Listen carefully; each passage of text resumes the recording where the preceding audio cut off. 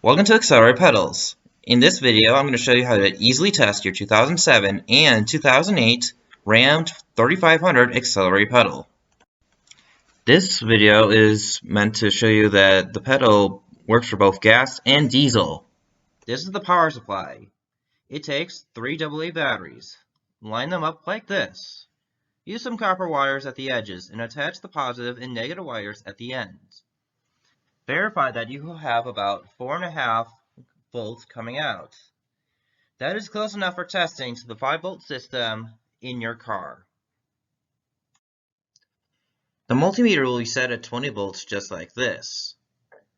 Then the positive from the battery and the multimeter will connect up to this first pin just like in the image. The negative from the multimeter will connect up to the second pin, and the battery will connect up to the third pin. After you do this, it should be reading about 4.1 volts in the idle position. As you begin to press in the pedal, it should stop at about 0.4 volts.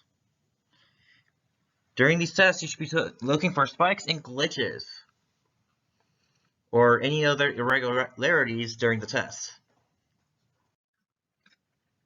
The multimeter should still be set at 20 volts just like this. This time, the negative from the battery should connect up to the fourth pin, the negative from the multimeter should connect up to the fifth pin, and the positive from both the battery and the multimeter should connect up to the sixth and final pin. After doing that, in its idle position, it should be reading 4.3 volts. And as you press down on the pedal, it should stop at 2.4 volts. Again, you are looking for spikes and glitches during these tests to make sure that nothing is wrong with your pedal. So in this example, you can see that we are pressing down on it slowly and letting it rise up. And it looks like that this is not having any problems. It doesn't have any glitches or spikes.